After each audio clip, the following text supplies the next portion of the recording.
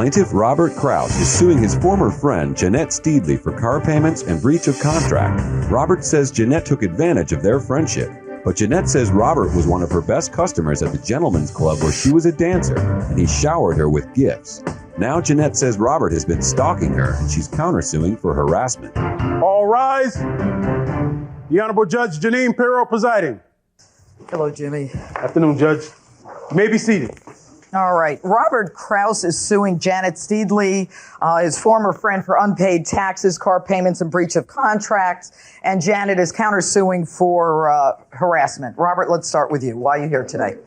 I met Jeanette. It would have been probably in February of '07. We became friends. We communicated through text message, phone calls. In May, she calls me and asked me if I would go to look at a vehicle that she had found online and to look at it. And I said, sure. So what was your relationship at that point that she wants you to help her look at a vehicle? We had been talking, texting. We've had a couple of dinners, lunches, that type of thing. Okay. Is that true? And then some. And then some? Yeah. We hung out more than just that. He's making it sound like we never talked. And one day I just called him to get a car. No, it was over the course of 3 months. Right? But where did you meet? We met at a local nightclub. Okay. We met at my job, a gentleman's club. A gentleman's club. Well, why is it taking so long to get this out? Okay, I get in the sense. All right, so you meet her at a gentleman's club. What do you do at the gentleman's club, pray tell? A dancer. You're a dancer at a gentleman's club. Oh, now I know. You meet her, you like her, you text, you have dinner. She wants a car, she calls you. Right? Isn't that what they just told me? I mean, I'm losing my voice, but my hearing is still good. All right, now. We pulled into a Volkswagen dealership. The first car she had looked at was a used Land Rover for about $10,000. How old are you? I'm 24. 24, you're looking at a Land Rover. Yes, ma'am. I work hard. I bet. It was a Land... Now, wait a minute. Okay. You're just a friend helping a friend look for a car. Why are you going with her? I don't think she's ever purchased a car before. Why are you calling this guy? But he's right. I've never bought a car, so. Why don't you start from the beginning? Me? Yeah. Okay. Well, I met him at my job February 2007 on Valentine's Day. How romantic. He was the first person to talk to me. I was really nervous. He was being funny, blah, blah, blah. A lot of the girls look out for each other and they're like, hey, watch out for that person. He's a creepster. And they told me he was an alcoholic. He went to rehab. He gets cut off from drinking. And so I just ignored it because... So you start a relationship with him? Not a relationship like that.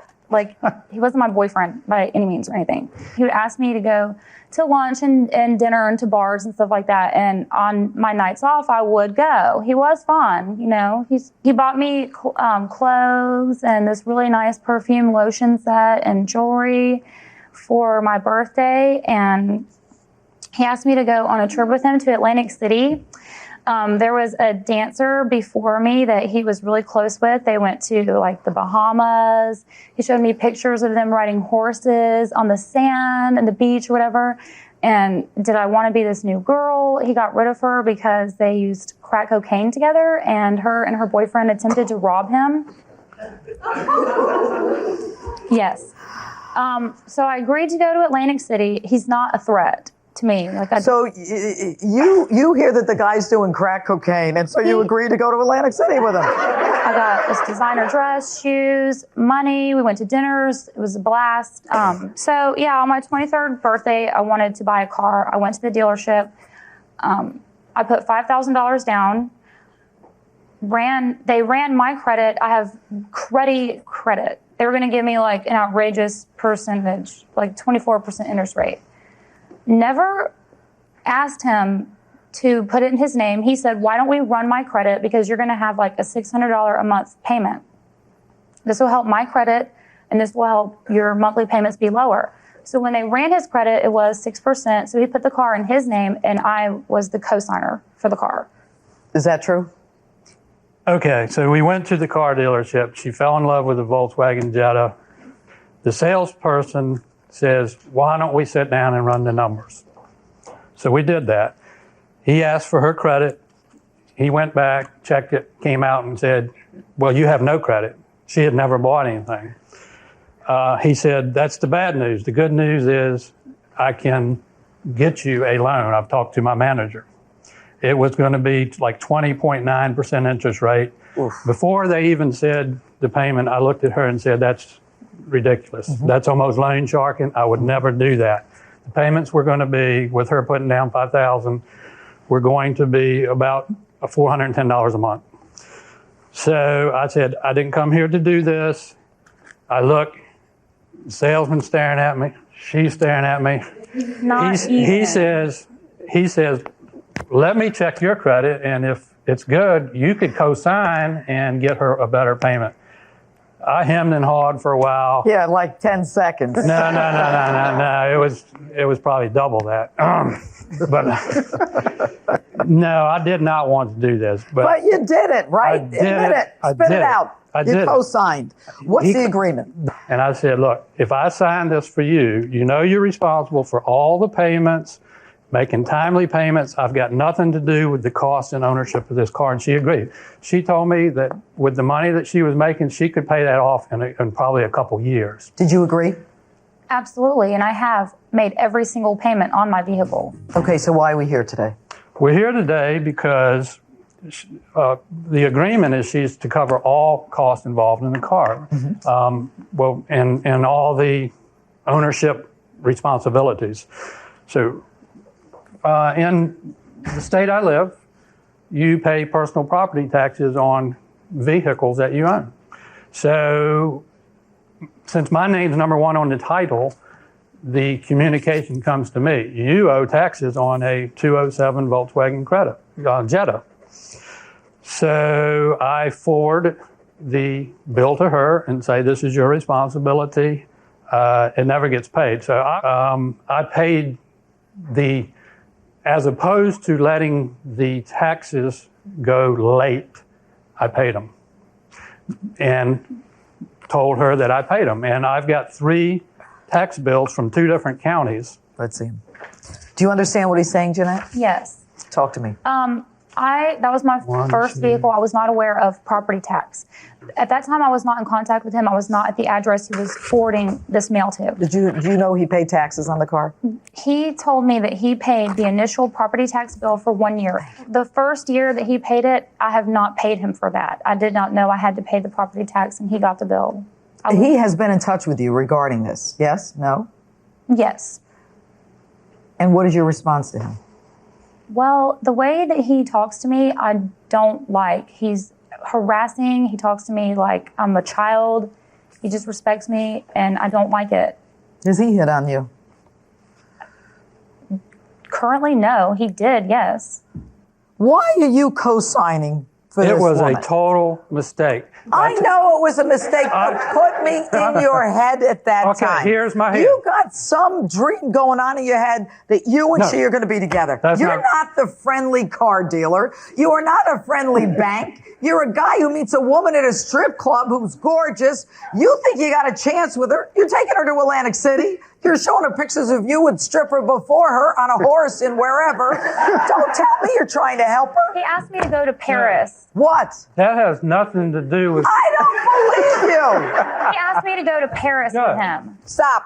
He asked you to go to Paris? Okay. I don't think you're going to Paris to go to the, I declined. I could have went. The Jeu de Paume. What? If I was really using him like he's making it seem, I would have went to Paris. I didn't go. I didn't want to go. Well, you did get him to co-sign on a car and you saved a lot of money. Come on. For a quick 1, 2, 3, you made some good money. You did. All right. Let's cut to the quick hit. You asked me why I signed it. The reason I thought I knew it was a risk. The reason I thought it was a calculated risk is she put down 25% cash on the car. I'm thinking to myself, why would anyone put down that kind of money? You thought it was a good risk. Enough. He didn't even think twice. All right. Yeah, we did it all that day. So what are you suing for? You're suing for the taxes? The taxes. Unpaid car payments. Talk to me about that. Okay.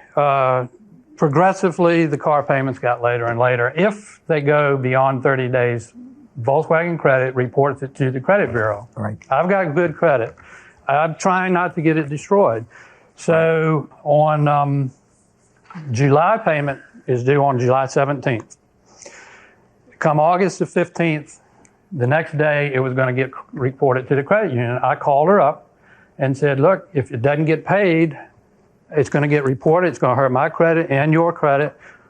Are you going to pay it? I don't have the money. I said, well, she said, well, I'll have it in a few days. I'll just call Volkswagen Credit and tell them I'm going to pay them in a few days. I said, it doesn't work that way. I said, look, if you're going to pay it in a matter of a few days, I will lend you the money. We will go, Judge, I've got a signed note. She's going to pay me back in three days. So I lent her the $302. What a shock. Go ahead. She signed a note to say she would pay it back. Did she? Nope. Another shock. You were countersuing him for harassment. How is he harassing you? Well, he got my address from Volkswagen Credit since we own a car together, would send me letters, come to my house, knock on my door. When I wouldn't answer it, he would continue knocking and knocking, wouldn't leave. Insisted on going with me to make my car payments, riding along and watching me make them. Constantly texting me. I have 100 text messages like in a day from him. Seriously, it's ridiculous. I tell him, leave me alone. I will make my car payments. That's my responsibility. If they're late, I'm sorry. I will pay my bills. I do that. You don't have to call me. And then following, where's that payment? Where's that payment? You want to go to dinner tonight? Here's the issue. The issue is whether or not the defendant is liable to the plaintiff for breach of contract. The plaintiff, in all his goodness, decides that he's going to co-sign on a car for the defendant. And I believe that he had all the right intentions. At the end of the day, she got a better credit, a better interest rate because he co-signed. Here's the problem. When you co-sign for somebody, you risk they're not paying. So the issue that the plaintiff is suing for, or the money that he's suing for, is the money for taxes, which come to $366, and then the money for car payments, $314 and $302. He's also suing for a diminished credit of $500. Is that correct? And as far as this court is concerned, you are responsible to him not for everything but the $500. The fact that your credit could have suffered is your fault. Next time, make a better decision as to who you're going to loan money to. Okay? That's a risk that you take. Now, what the defendant is alleging is that he harassed her. I don't think there's any question that he harassed her. He wanted the money paid. But is it harassment that rises to the level of a civil lawsuit for which you can recover damages? No. What you've got is a guy that you were involved with on a personal level who you owed money to, whose credit is about to suffer. And yeah, he's going to make sure that you pay that money. Your lawsuit against him for that is dismissed. But the most important thing that I want to tell you is this. You are young. You are beautiful. You're in a line of work where men are going to be attracted to you all the time. And you know, you said something interesting when you testified. You said, you know, I got a designer bag and I got a designer dress and I went to Atlantic City and everything was great. I think in your statement, you even say, what more can a girl want? Well, I'll tell you what more a girl can want. A girl can want the ability to take care of herself. A girl should have the ability to both take care of herself financially and not have to rely on people like Robert to make sure that she's got good credit or gets a low interest rate. You're worth more than a Jetta Volkswagen. You've got beauty, but let me tell you something, sister. That beauty ain't going to last forever, okay? Verdict for the plaintiff.